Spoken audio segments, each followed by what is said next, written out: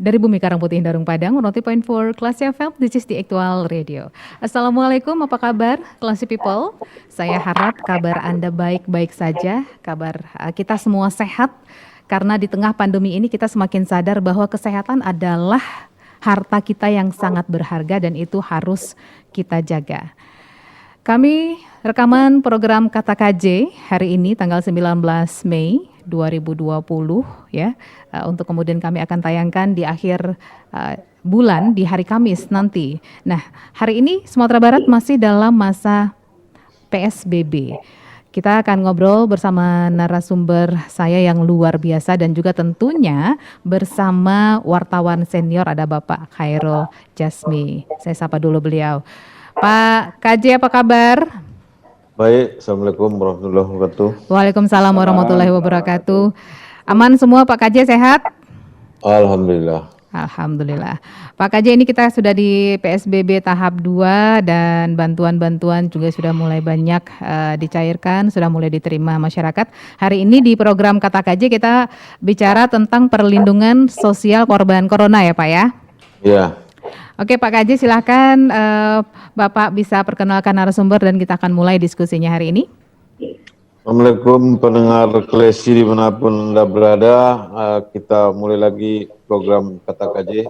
Di sini saya perkenalkan narasumber kita bernama Bapak Wakil Gubernur Sumatera Barat, Nasrul Abid. Kedua, Alvindri, Profesor dari Universitas Andalas. Dan yang ketiga, Rinaldi, belum profesor tapi hampir-hampir jadi profesor dari Universitas Andalas. Selamat siang Pak Alvindri dan Rinaldi. Topik kita hari ini adalah perlindungan sosial bagi korban COVID-19. Saya ingin mulai dari Pak Rinaldi dulu. Bagaimana pandangan Pak Rinaldi? Apakah perlindungan sosial itu sudah berjalan dengan baik di Indonesia dan atau di Sumatera Barat? Kalau membandingkan dengan negara lain, kita bagian yang terbaiknya atau tengahnya. Lalu di beberapa tempat terjadi perlawanan. Seolah-olah ini pengekangan oleh pemerintah terhadap individu. Padahal yang dilakukan pemerintah adalah menolong mereka bersama-sama agar satu sama lain tidak saling menulari. Silakan Pak Rinaldi. Baik, terima kasih Pak KJ. Assalamualaikum warahmatullahi wabarakatuh. Yang terhormat Pak Gubernur, Alvindri, Mbak Lia, Mas KJ. Mengenai PSBB kita dan perlindungan sosial ini tentu menjadi sorotan banyak pihak Pak KJ ya. Karena kita lihat sebenarnya ada satu kata kunci yang selama ini kita amati adalah pada ketidakkonsistenannya pemerintah. Saya tidak mengatakan pemerintah dalam arti apakah pusat atau daerah ya, tapi saya melihat secara umum. Nah, akibat dari ketidakkonsistenan ini tentu masyarakat bertanya keseriusan dari pemerintah dalam coba memutus mata rantai penyebaran COVID-19 ini. Nah, persoalannya ketika pemerintah tidak konsisten, masyarakat akan punya penilaian sendiri bahwa apa yang dilakukan pemerintah ini seolah-olah tidak serius dan dianggap itu main-main gitu. Nah, kalau bahasa saya mungkin memberikan label pada masyarakat itu ada terjadi pembangkangan sipil gitu. Artinya bahwa aturan-aturan baik itu perundang-undangan maupun itu dalam konteks peraturan gubernur atau peraturan bupati atau wali kota itu dianggap sesuatu yang tidak perlu diindahkan karena faktanya mereka sudah coba mengurung diri atau mengikuti aturan-aturan itu ternyata di tingkat pusat atau di tingkat tertentu itu sudah dilonggarkan gitu. Jadi ada penilaian ketidakkonsistenan. Nah, kemudian mereka mencoba untuk membawakan ke diri mereka sudah coba bertahan, ya akhirnya mereka juga hopeless dengan keadaan seperti ini. Mau tidak mau, ya tentu mereka juga akan terdorong juga untuk melanggar ya. Termasuk kita lihat di Kota Padang sendiri gitu. Saya tidak tahu persis ya, karena juga sore saya juga terkait dengan pangan juga saya keluar itu tidak ada bedanya dengan hari-hari biasa gitu. Itu satu persoalannya. Jadi konsistensi itu saya lihat tidak ada. Nah yang kedua kalau pertanyaannya apakah memang perlindungan kepada masyarakat sudah berikan oleh pemerintah. Saya pikir kalau persoalan ini tentu ada, ya, karena memang itu menjadi tanggung jawab pemerintah. Pemerintah dalam hal ini tentu punya fungsi, dalam hal ini fungsi distribusi, termasuk dalam hal ini adalah bagaimana memenuhi kebutuhan masyarakat ketika pembatasan sosial berskala besar ini dilaksanakan. Cuma persoalannya yang kita tahu, yang kita lihat juga ada ketidakadilan dalam tanda kutip, saya ingin katakan begitu. Banyak hal dari data yang di lapangan itu tidak sesuai dengan harapan masyarakat. Misalnya sudah nyata bahwa di depan mata itu ada masyarakat yang miskin, masyarakat yang betul terdampak, tapi dalam hal bantuan sosial mereka tidak terdata gitu. Ini memang persoalan serius juga yang perlu kita lihat ya. Saya tidak mengatakan bahwa ini persoalan hanya di pemerintah daerah Sumatera Barat, ini kan persoalan Indonesia. Kenapa saya mengatakan itu? Tidak hanya data-data sosial, tapi data-data yang lain juga jadi persoalan ya. Misalnya data dalam konteks, kalau saya kaitkan dengan pemilu misalnya, data pemilih, itu juga jadi persoalan. Jadi Indonesia ini memang ada persoalan dengan data. Nah, karena data itu sebagai basis pembuatan kebijakan, itu tidak memadai, ya akhirnya kebijakan yang dibuat juga tidak relevan dengan kebutuhan masyarakat. Nah, ini yang saya khawatirkan hari ini, sehingga terjadi konflik, terjadi ketidakpercayaan pada pemerintah, dan mereka bahkan berusaha memenuhi kebutuhan sendiri dengan cara melanggar aturan yang sudah dibuat oleh pemerintah. Jadi ini sebenarnya kondisinya. Nah, kalau di dunia, saya pikir negara-negara ini memang sudah prepare dengan baik itu Pak KJ, karena memang dari awal mereka sudah aware dengan wabah corona ini gitu. Nah, Indonesia ketika sudah kena dampak langsung dari corona ini baru kelabakan. Baru mulai membuat kebijakan, data tidak tersedia. Baru membuat keputusan, data tidak dipasok. Nah, ini persoalannya. Jadi koordinasi tidak hanya dalam konteks bagaimana menerapkan kebijakan, tapi juga pembuatan kebijakan itu tidak didasarkan pada data yang sebenarnya berdasarkan kepada realita yang ada dalam masyarakat. Jadi itu kondisinya bedanya dengan di luar negeri gitu.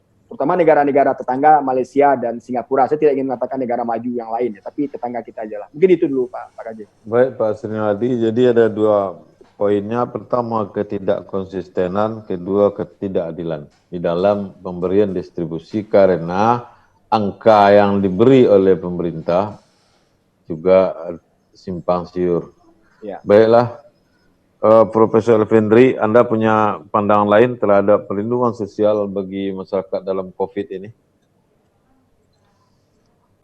Sosial merupakan sebuah upaya untuk mengajak dan melindungi target group tentunya yang terdampak dari COVID ini. Di balik daripada itu mereka bisa bertahan, tidak jauh lebih buruk kondisinya dibandingkan dengan sebelumnya. Kemudian mereka bisa seharusnya patuh dengan aturan-aturan yang dibuat. Kemudian dengan cara demikian bisa jauh lebih terjaga. Artinya persoalan COVID itu menjadi tidak terlalu meruyak. Saya melihat yang terjadi saat sekarang adalah pertama tentunya karena delaying ya, jadi adanya penundaan daripada bantuan sosial, karena ini kan bentuk bantuan ini kan sudah uji cobanya sudah cukup lama ya. Di dokumen 2010 aja dulu sudah krisis moneter dulu juga sudah sering dilakukan uji coba dan evaluasi dan sebagainya. Sekarang berulang lagi, mulai dari tunai, kemudian bersyarat dan sebagainya. Nah, untuk konteks sekarang nampaknya desain programnya terlalu banyak. Jadi Presiden tidak cepat katakanlah mengunifikasi program bantuan dan membiarkan itu sumbernya terlalu banyak dan sedikit akan secara administratif akan sulit menetapkan target group. Ini pada saat kita atau pemerintah juga tidak memiliki data yang update ya, yang bisa diperbaharui sesuai dengan kondisi yang ada. Jadi dengan bersandar kepada data yang lama, kemudian waktu berjalan, ini tidak cepat keputusan diambil bahwasanya komponen penyediaan data sendiri sebenarnya adalah termasuk bahagian daripada program social safety nets itu sendiri, yang itu tidak dilakukan secara lebih baik ya. Jadi cukup banyak diskusi kita sebelumnya, dan kami juga sudah menyarankan jika saja penyediaan data ini dijadikan sebagai salah satu program perluasan lapangan kerja pada masa pandemi, ini juga cukup signifikan, datanya terupdating, kemudian proses reimbursement, proses administrasi dan sebagainya bisa dilakukan dan bisa diperbaiki, dan ini membuat mutu daripada mendelivery sebuah program menjadi lebih baik. Nah, di dalam ekonomi kelembagaan itu dinyatakan jika proses dan prosedur daripada conditional cash transfer atau cash transfer langsung itu berjalan tidak lebih baik, artinya pricing-nya lebih tinggi, harganya lebih lama dari segi waktu, dan targetingnya tidak mencapai lebih baik, maka sebenarnya kesulitan sebenarnya adalah ada pada mutu kelembagaan itu sendiri. Dalam konteks ini ya kelembagaan kita berjenjang lah ya. Seharusnya saya memandang tidak banyak lapisan pendanaan untuk ini yang terlalu banyak sumbernya, ada A, B, C, sehingga target grup pun, masyarakat pun akan bingung, mereka yang mendapatkan dari sumber dana sosial dan sebagainya itu juga mereka tidak tahu ya, sehingga dalam waktu skenario katakanlah sebulan terakhir masyarakat lebih banyak menuntut supaya itu jauh lebih baik. Studi kami menunjukkan pada kelompok masyarakat kelompok pertama itu mereka hanya memiliki persediaan 1 minggu. Pada kelompok kedua, saya pikir kelompok kedua itu akan setara dengan middle income class. Mereka memiliki persediaan 2 sampai 1 bulan. Dan kelompok ketiga adalah mereka yang pada kelompok kaya. Sehingga dengan menyebabkan tertundanya proses reimbursement dari katakanlah apakah bantuan sosial atau dana dari provinsi atau dari dana kota dan kabupaten, itu kalau masih diperlambat lagi, ini agak sudah mulai ada letupan-letupan karena memang persediaan mereka sudah tidak ada lagi. Nah, kita masih ada beruntung, Indonesia itu ada suatu kekuatan yang tidak dimiliki oleh negara lain. Di mana kalau negara lain adalah katakan India lebih menetapkan bantuan ini merupakan sumbernya dari pemerintah. Kalau kita selain dari bantuan, sebenarnya negara itu beruntung karena sifat filantropi dari masyarakat kita. Baik di Jawa, Sumatera, bangsa Melayu, Kalimantan dan sebagainya, mereka saling juga mengumpulkan sebelum terjadinya bulan puasa saja. Itu proses yang kami lihat di lapangan, justru jauh lebih cepat masyarakat beraksi menyediakan pangan, khususnya bagi kelompok-kelompok masyarakat yang paling aktif. Jadi ini juga sebagai buffer ya, jadi sebagai penyangga proses di mana letupan itu bisa ditunda. Artinya masyarakat masih bisa mendapatkan katakanlah safety nets dengan adanya peranan daripada masyarakat sendiri. Dengan demikian tentunya gabungan antara peranan masyarakat dan peranan pemerintah menjadikan wibawa pemerintah sedikit bisa tertutupi sebenarnya dengan adanya peranan civil society, namanya itu, atau kelompok-kelompok masyarakat. Contohnya dengan model kegotong-royongan, dengan model saya pernah tulis tentang grup Balado Zero gitu ya. Itu mereka cukup mengumpulkan dana, kemudian proses reimbursement-nya gampang sekali. Cukup alumni mencari 10 kakak yang terjelek yang mereka bisa paham, dan itu bisa langsung diberikan dalam bentuk barang gitu. Oleh karenanya ini yang bisa kita lihat dalam konteks ini ya. Jadi ya oke lah. Saya kira itu yang bisa kita perbuat pada saat sekarang, Pak KJ. Baik Profesor. Jadi poin Prof adalah bantuan itu delay karena data yang simpang siur, tetapi apalagi kemudian dengan banyak didesain bantuan yang dibentuk oleh pemerintah pusat, lalu persoalan rumit itu bisa teratasi karena adanya para dermawan yang lebih cepat daripada pemerintah. Ya. Pak Wakil Gubernur, sebenarnya yang terjadi apa Pak? Kusut masai atau data kita yang sudah bagus diacak-acak oleh pusat? Silakan Pak. Ya, baik, terima kasih. Terima kasih Pak KJ, Pak Prof, dan juga Pak Sri Naldi. Terima kasih Pak. Jadi begini, kita sudah melihat bahwa dalam pelaksanaan pemberian JPS ini, memang pertama masalah data. Pada saat ini akan muncul, kami provinsi sudah mengambil inisiatif duluan. Saya pimpin rapat waktu itu, ayo kita bahas ini tentang bantuan ini. Karena ini tidak mudah, karena kita punya data, tadi disampaikan bahwa, kata Prof. Alvin tadi, ada sebenarnya 7 jenis bantuan yang akan masuk, atau yang sudah berjalan 2, 5 yang baru. Kalau seandainya data kita bagus, ini tidak ada permasalahan. Kalau ini semua ke-7-7-nya ini jalan, itu bisa 80% masyarakat Indonesia dapat bantuan. Nah, tapi yang terjadi tidak demikian. Makanya waktu provinsi akan menyalurkan bantuan, Pak Gubernur, saya bilang kita bantuan sebagian langsung kepada masyarakat. Karena kita ada protokol kesehatan untuk menghindari social distancing dan physical distancing. Kemudian, memang kita kontrak dengan kantor pos. Mahal. 2 kali antar ini itu 119.970 KK ini sampai 3 miliar. Tapi uang antar ke rumah, walaupun ada slip satu-satu, tapi tidak banyak permasalahan. Yang pasti kita sudah mengikuti protokol kesehatan. Yang kedua, supaya tidak tumpang tindih, kita pakai kartu. Pengalaman saya juga dulu pesisir selatan, tumpang tindih saya cap rumahnya.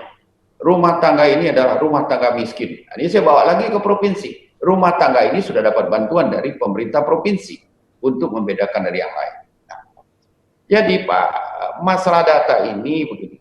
Wali negari, hasil keputusan kita rapat di tempat saya di sini. Saya yang pimpin waktu itu rapat. Berapa yang akan kita bantu orang yang terdampak COVID ini?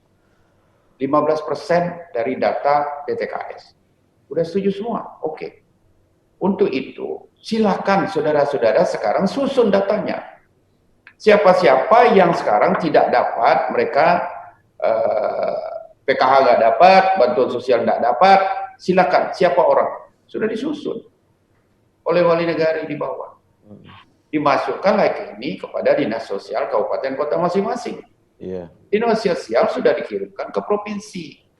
Ternyata yang turun dari kementerian beda sama sekali. Ini disuruh bagikan. Datang Kementerian Sosial, ini langsung ke kantor pos. Mohon maaf ini, kami sebenarnya tidak etis lah kalau saya bicara soal kementerian. Kita kan satu pemerintahan ini.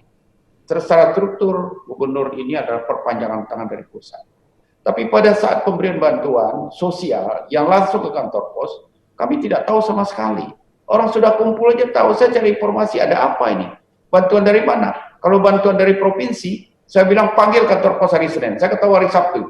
Panggil hari Senin, dan kantor pos saya bilang cabut itu kontrak kita. Kalau itu bantuan kita dibagi di kantor pos. Ternyata bukan. Kantor pos sudah tetap berjalan sesuai dengan kontrak kita, dan mereka sudah keliling di Sumatera Barat ini. Ternyata bantuan dari Kementerian Sosial. Ini bantuan yang mana? Ternyata bukan PKH, bukan sembako, dan ternyata bantuan yang dijanjikan oleh Kementerian Sosial sebanyak 204.263 untuk Sumatera Barat. Kakak Pak. Kakak, dibagi langsung di kantor pos dan tidak ada pertimbangan apa-apa, terjadi keributan, ya kita tetap juga disalahkan. Kita mau masuk dari mana? Kewenangan kita tidak punya, surat menyurat, 1 lembar surat pun tidak ada. Kepala Dinas Sosial saya tanya tiap waktu, Pak ini bantuan apa? Apa petunjuk dari pusat? Enggak ada Pak. Mereka uang sudah langsung. Kantor pos dibagi saja sama dia. Aturan kan tidak seperti itu. Kalau memang kita mau benahi ini, cara pembagiannya saja nanti soal data yang salah ini, mereka harus bagi per kecamatan saja, per kantor pos. Mungkin akan lebih kurang social distancing-nya. Nah, sekarang menyangkut data. Sekarang ini data Saya tadi sudah bilang, jika seandainya bermasalah di sosial, wali negara punya dana, provinsi punya dana. Ternyata sosial sekarang sudah turun duluan. Ada yang diberitahu, ada yang tidak diberitahu, tentu uangnya masuk saja. Pada saat mereka nagari sekarang itu dari bawah mengusulkan data, tidak cocok. Akhirnya stagnan. Stagnan itu kami rapat lagi. Saya bilang, Pak Gubernur, sekarang hari ini kita buat surat kepada seluruh wali negara agar mereka segera melakukan revisi anggarannya. Refocusing namanya. Sesuai ketentuan pemerintah sampai 800 juta, 25%, 800 sampai 1,2 itu 25%, 30%, dan 35% di atas 1,2 triliun, 1,2 miliar. Akhirnya setelah kita bagi itu semua, mendapat 162.674 KK, lebih kurang 292 miliar uang dari dana desa kita sisihkan untuk bantuan ini. Ini adalah berjaga-jaga, maksud saya, apabila bermasalah di sosial, tutup dengan desa ini. Nah, apabila, karena provinsi sudah masuk duluan, artinya data yang belum ini nanti ditutup dengan dana desa kalau nggak masuk. Ternyata itu tidak bisa juga dikolaborasi. Tidak sesuai lagi. Bantuan, ya mohon maaf ini ya, kita sekali lagi, saya tidak mau menyalahkan, tapi memang data dari Kementerian Sosial inilah membuat bantuan ini tidak tepat. Frustasi kabupaten kota. Tapi tadi kami barusan saya rapat, khusus dana desa, kita mulai intervensi. Makanya saya suruh bikin, kami buat surat kepada kabupaten kota untuk segera mencairkan. Karena memang Kementerian Desa dikirim surat ke kita, petunjuk-petunjuk, ini yang kita salurkan, silakan. Tadi baru saja di launching, tadi tepatnya sekitar jam 11, di launching di Demasraya, untuk Indonesia bahkan. Nah, Sumatera Barat, jika seandainya tidak ada masalah, uang ini bisa disalurkan walaupun Presiden minta sebelum tanggal 24, 100% semua bantuan sampai, tidak akan. Desa atau nagari Sumatera Barat dari 928 nagari itu bisa tersalurkan 617 nagari atau 66,4% sampai dengan tanggal 24. Habis itu tetap juga habis lebaran. Nah ini kan carut marut akan terjadi. Justru kebutuhan orang ini kan sebenarnya kan memang lebaran ini. Ada juga nagari yang tidak mau. Saya bilang apalagi alasannya? Tidak ada alasan. Nah jadi carut marut yang pertama masalah data yang tidak sinkron sampai hari ini, walaupun kita sebenarnya sudah mencoba menyesuaikan. Kalau enggak nanti dipakai dana desa atau dana dari provinsi, ini tidak bisa close juga. Nah mudah-mudahan ke depan, tadi juga Pak, ketidakkonsistenan pemerintah, benar apa yang kata Pak Dokter tadi, Pak Sinaldi, dan data tidak lengkap betul, sumber dananya cukup banyak, tapi datanya tidak jelas, sehingga orang tidak banyak juga merasakan ini. Kemudian simpang siurnya betul gitu. Nah jadi, mudah-mudahan inilah tadi, kemarin saya sudah rapat dengan Biro Pusat Statistik Sumatera Barat, dengan Capil Provinsi, dan juga dengan Dinas Sosial, ayo apa program kita ke depan ini, untuk antisipasi, karena ini kan baru bantuan tahap pertama, akan ada bantuan kedua dan ketiga, akan bermasalah terus apabila data ini tidak bagus. Nah kemarin sudah ada formulasinya, saya juga sekarang lagi minta kabupaten kota, ada nggak saran, bagaimana sebaiknya ini, supaya data ini bisa. Nah dalam hal ini saya sampaikan, Kementerian Sosial tidak menerima. Usulan kita itu tidak diterima. Sudah diusulkan oleh provinsi, keluarnya juga, yang lama juga, yang keluar di data 2015. Sudah diupdate berapa kali. Nah padahal mereka, sosial ini punya di bawah, tenaga penamping desa, tenaga PKH. Nah kita sekarang minta mereka untuk melakukan update data terakhir. Mudah-mudahan dengan ini nanti kita kerjasama dengan statistik, dinas sosial, catatan sipil untuk kita usulkan kembali. Tapi tentu tidak mungkin akan mengatasi masalah COVID ini yang sekarang tinggal beberapa bulan lagi. Artinya kita sampai bulan Juni. Jadi harus kerja berat. Gitu. Nah, tapi kami, tadi saya juga melalui video conference sama Bupati Wali Kota, harus kita atasi ini. Sekarang ada lagi satu sumber dana yang belum dikeluarkan, dana kabupaten. Sekarang Pak Bupati, saya bilang, kalau seandainya ada ribut-ribut, mereka tidak dapat PKH, tidak dapat sembako, tidak dapat dari dana desa, tidak dapat dari provinsi, tidak dapat. Bapak sekarang tolong refocusing dana kabupaten, APBD kabupaten, yang menurut catatan kami sekarang ada 900 miliar dari 19 kabupaten itu mereka sisihkan untuk bansos dan juga untuk kesehatan. Nah, tentu mereka bisa menutup di sini untuk menghilangi, untuk yang ribu-ribu ini kan prosentasenya juga tidak besar sebenarnya. Tapi ini tentu harus kerja berat, mana yang sudah dapat, mana yang belum gitu. Nah, inilah upaya-upaya yang kita lakukan sekarang agar tidak terjadi keributan yang berlarut-larut di tengah kabupaten, dan ini tidak mungkin kita minta pusat tolong robah data segera. Sekarang kepiawaian kepala daerah ini, inovasi, kreativitas dari mereka masing-masing yang bisa menyandingkan semua data, menyandingkan semua uang ini berapa. Ada 7 kita gandengkan dulu ke 7-nya. Tapi 1 memang tidak bisa kita gandengkan tenaga kerja yang sampai hari ini nggak jelas. Saya sampaikan waktu itu juga pernah video conference, ada 10.000 orang Sumatera Barat terdata. 10.000 kita juga tidak tahu. Kemudian ada lagi masalah di bawah, tenaga kerja harus melalui aplikasi. Ternyata orang yang mau di aplikasi ini mereka nggak ngerti komputer apa-apa, tidak mengerti IT.